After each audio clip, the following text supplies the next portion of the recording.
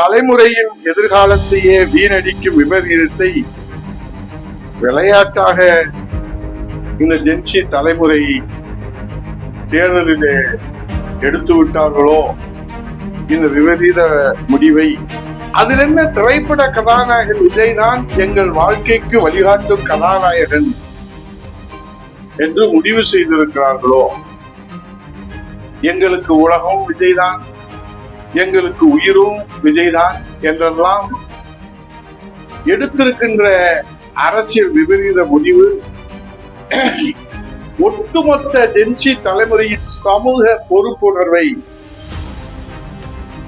சவால் விடுகின்ற வகையிலே தான் இருக்கிறது. வெளிப்படைத்தன்மையான ஆட்சி, தூய்மையான ஆட்சி, ஊழலற்ற ஆட்சி என்று வசீகர வசனத்தை பேசினாரே விஜய், இப்போது இந்த 2 மாதத்திலே அதிகாரத்திலே அரியணையிலே அமர்ந்ததற்கு பின்பு அடுத்த கட்சி எம்எல்ஏக்களை அபகரிக்கின்ற ஜனநாயக படுகொலை தான் நடந்து கொண்டிருக்கிறது.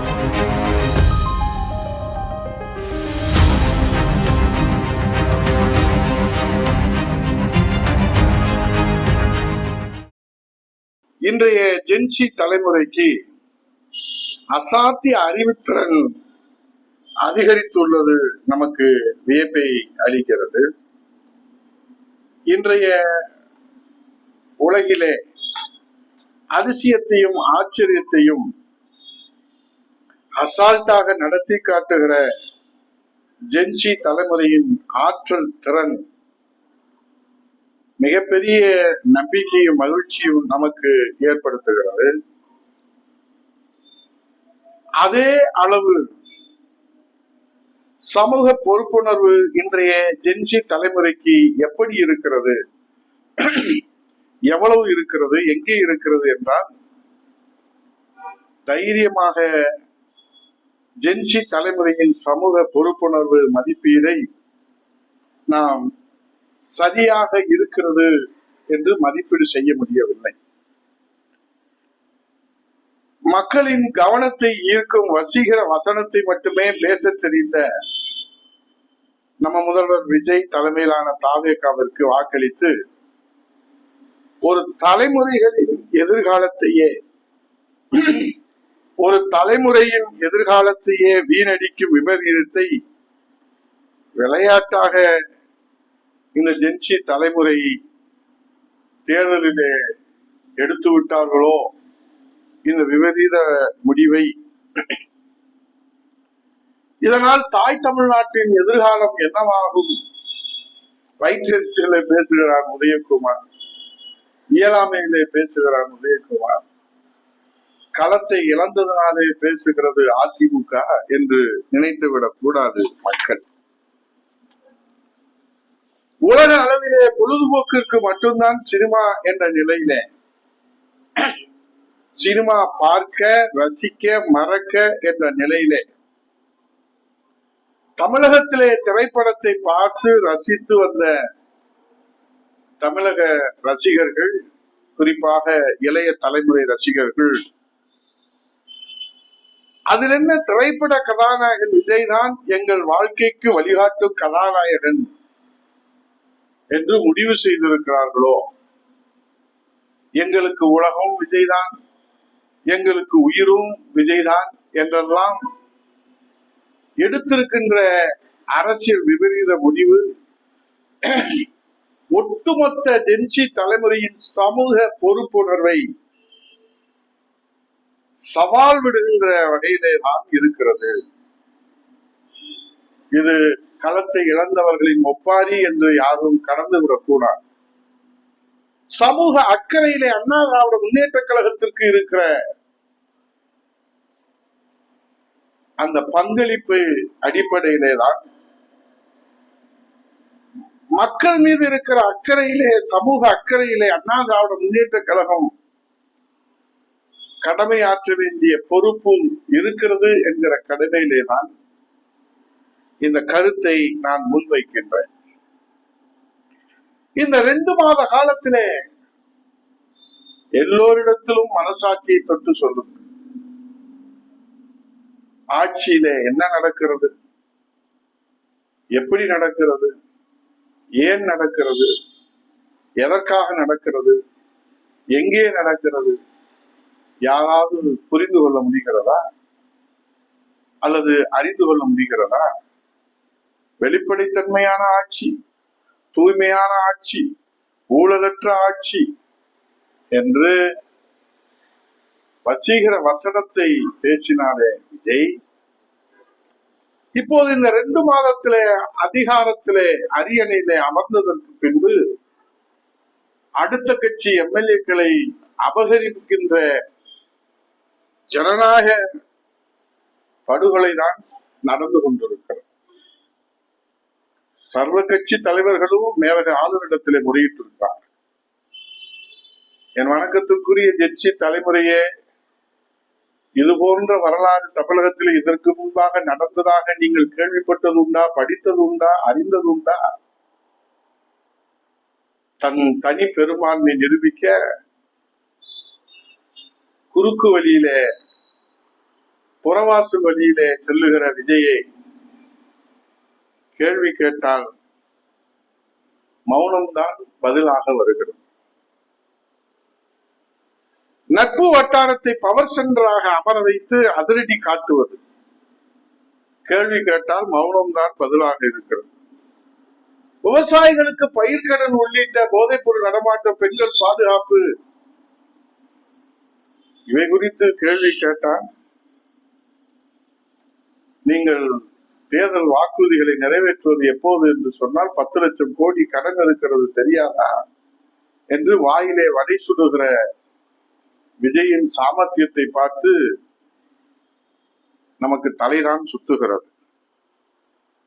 இதிலே நேற்றைய செய்தி, 100 கோடி ரூபாய் மதிப்புள்ள பழனி பாலதண்டாயுதபாணி முருகன் திருக்கோயிலுக்கு மடத்துக்கு சொந்தமான நிலத்தை தனியாருக்கு அவசரமாக பத்திரப்பதிவே செய்து கொடுத்திருக்கிற தாவேகா அரசு கோயில் நிலத்தை தாரை வார்க்கலாமா என்று கொந்தளித்து போயிருக்கிறதே முருக பக்தர்கள், கொந்தளித்து போயிருக்கிறதே தமிழகம். அதிலே ஒரு அமைச்சர் சொல்லுகிறார், இனி கொள்கை அரசியல் செட் ஆகாது என்று மெத்த படித்த மேதாவி நிதி அமைச்சர் பெண்ணை விரட்டி அடித்த வீடியோவில விவகாரத்தை கிளப்பிய நிதி அமைச்சர் கொள்கை அரசியல் இனி செட் ஆகாது என்று அசால்ட்டாக பேசியிருக்கிறார். அளவே இல்லாமல் போய்கொண்டிருக்கிற